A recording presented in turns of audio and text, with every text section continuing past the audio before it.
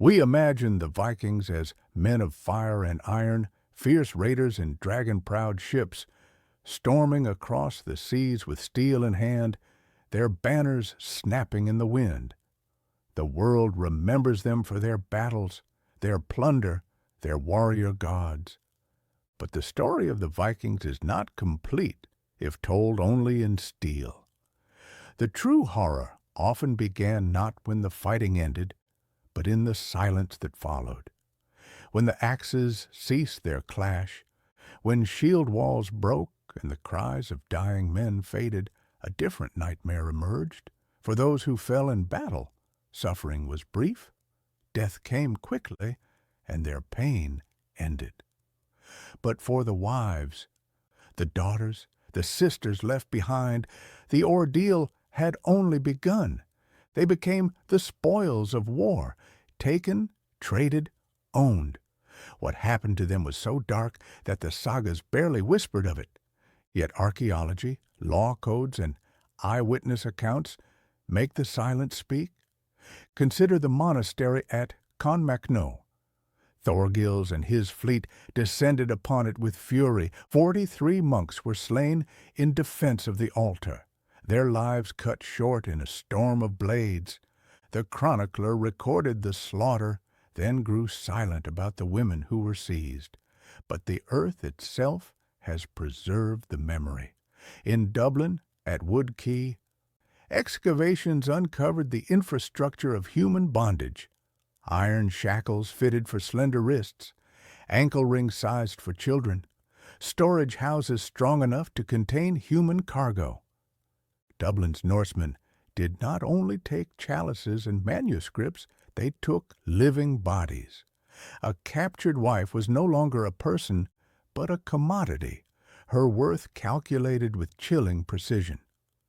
Runic inscriptions from Schleswig reveal the prices. 20 silver for a young woman, 15 for a mother, 10 for one injured during capture. Receipts carved into stone, confirming the economy of flesh. And yet, to be sold might sometimes have been the least terrible of fates. In 862, when raiders overran the settlement of Port Maro, the annals dutifully recorded the number of warriors slain, 47. But of the 53 women carried away, the record is silent. Soil samples from a nearby bog told their story instead. 23 female skeletons surfaced, each bearing signs of deliberate patterned violence. The blows were not chaotic. Skulls were fractured from behind, forearms shattered in defensive postures, ribs broken in ways that spoke of prolonged assault. These were executions carried out days after the raid, after choices had been made, and the same grim pattern echoes through the years. In 871, the great heathen army captured Reading. Chronicles record King Ethelred's defeat, but say nothing of the royal women's fate.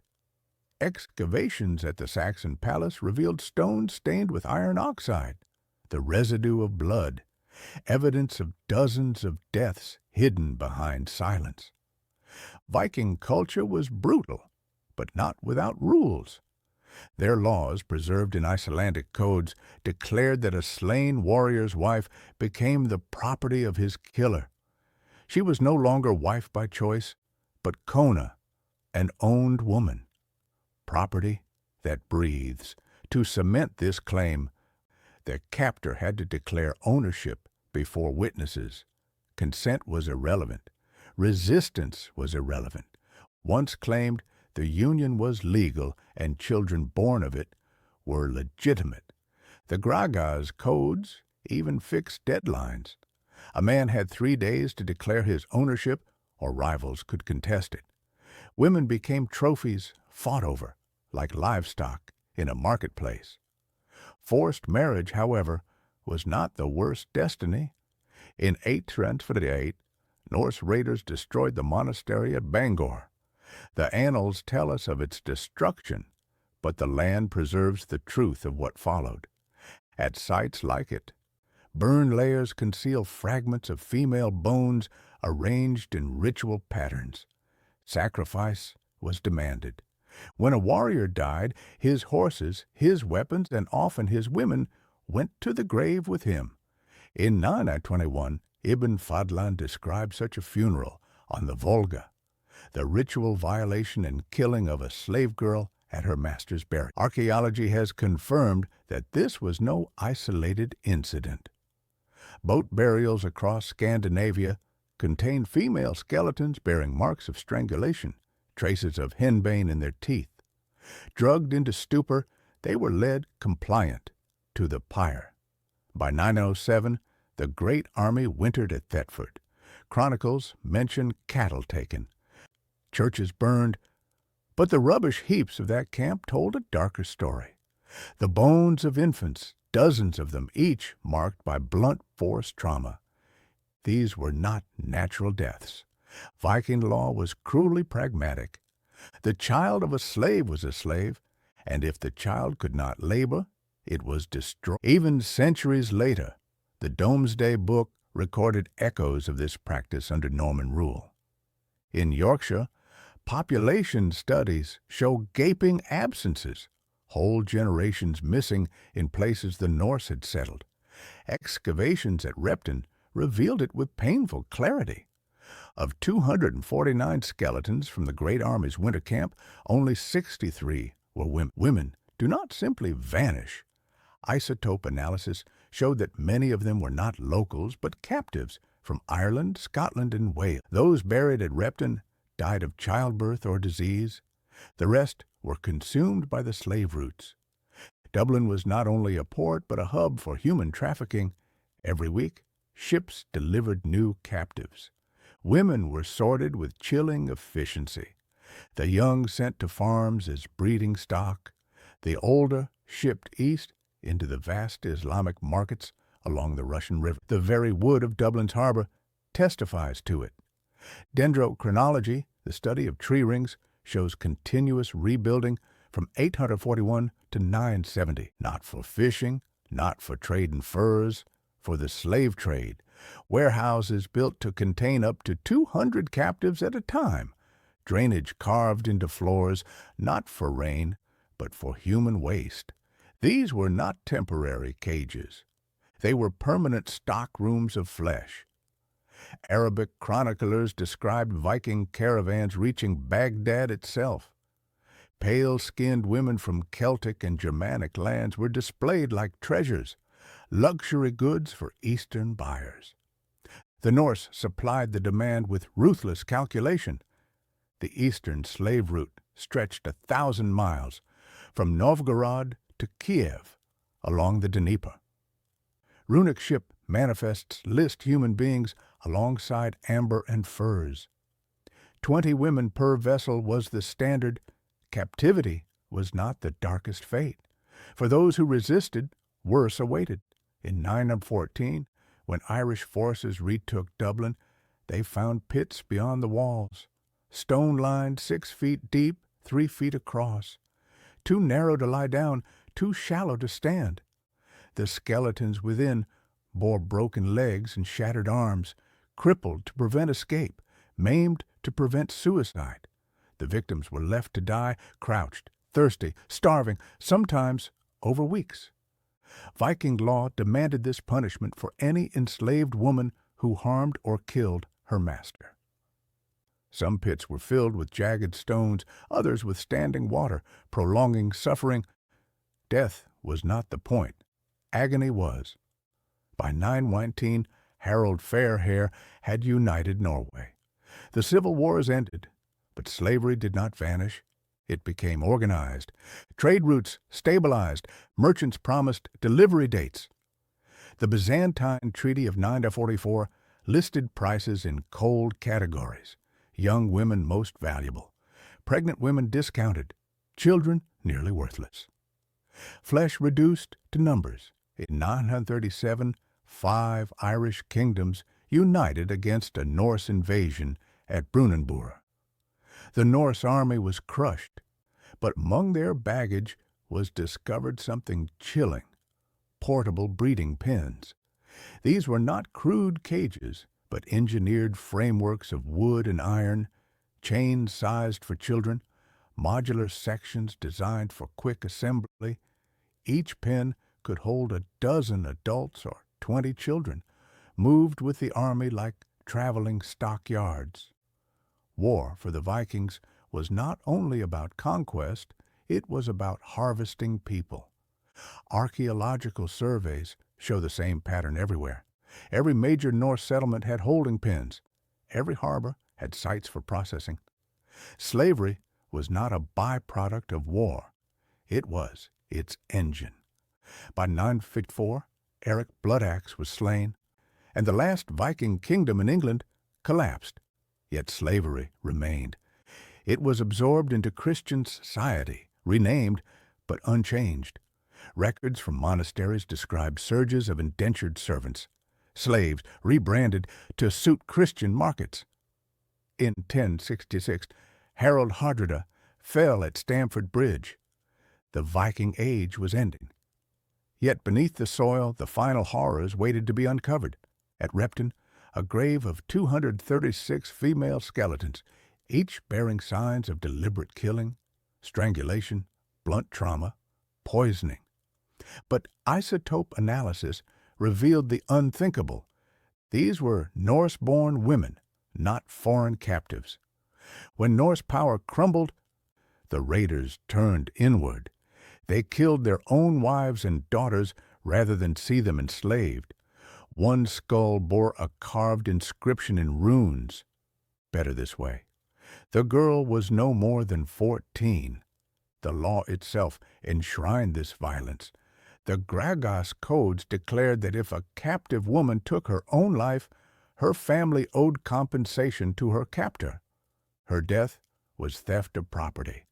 The fine was 40 silver marks, more than most free men earned in a year. Even as Viking power waned, rulers did not outlaw this trade. They taxed it. Customs in London collected duties on human cargo. 5 silver for a woman, 2 for a child. The ships themselves betray the system. Wrecks recovered from the North Sea reveal reinforced holds, ventilation shafts, and water storage, designed not for goods, but for people. Some could carry 80 captives below deck. Burn marks show one such ship went down at sea, its cargo of 80 women perishing with it. But some women refused to remain silent. In 923, Frankish records mention a woman named Gunhild, once a Norse captive herself. She escaped and turned Viking methods against them. For 7 years, she led bands of warriors, destroying camps, freeing captives, striking with merciless precision. Chronicles credit her with erasing a dozen Norse strongholds. At Rouen, she executed 47 traitors. The punishment was always the same: castration, then death. After 930, she vanishes from records, but burned layers across Norse outposts bear her shadow. The Viking system of seizing women did not die with them. It spread. Norman chronicles tell of the same practice in conquered England. Land grants listed women as property alongside livestock. Norman castles contained cells built solely for women. Archaeological digs reveal bones of infants with near-total mortality, proof of policy, not neglect. Genetics confirms it. In Iceland today, 60% of maternal ancestry traces back to Celtic women captured centuries ago. In Norway, 40% to the women of Britain and Ireland. These are not patterns of migration shafts and water storage, designed not for goods, but for people. Some could carry 80 captives below deck. Burn marks show one such ship went down at sea, its cargo of 80 women perishing with it. But some women refused to remain silent. In 923, Frankish records mention a woman named Gunhild, once a Norse captive herself. She escaped and turned Viking methods against them.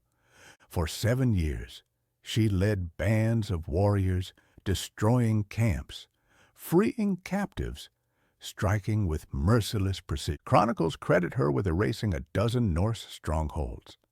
At Rouen, she executed 47 traitors.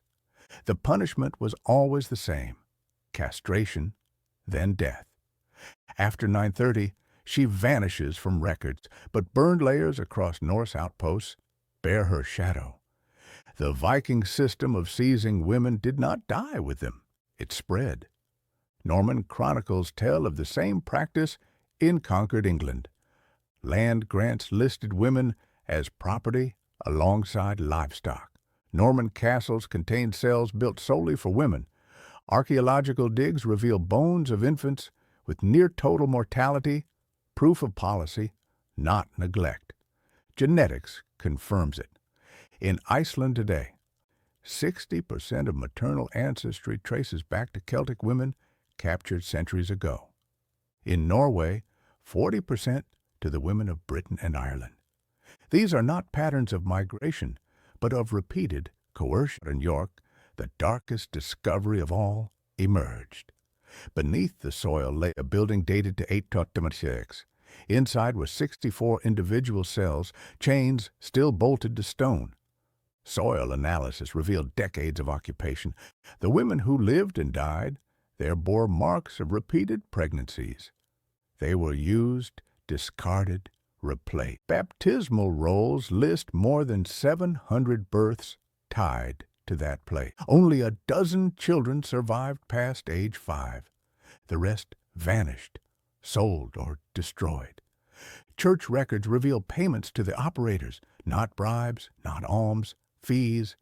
The church itself was a partner, and at Repton, the infamous grave revealed one more layer. Soil cores showed not one massacre, but multiple episodes of burial spanning half a century. A policy repeated again and again. Before death, their voices discredited forever. Among the remains lay mothers buried with children, families silenced together, so no witness remained. On one skull, words carved in ancient runes. Better this way. A last justification etched into bone by hands that knew the fate awaiting women in captivity. This was not random cruelty. It was system, law, infrastructure. It was how the Vikings built their world. And though chronicles omit it, though sagas fall silent, the bones, the DNA, the stones, and the soil tell the truth. The story of the Viking Age is not only of warriors and kings, but of women, of lives taken, silenced, erased, and of the sistering, a cornerstone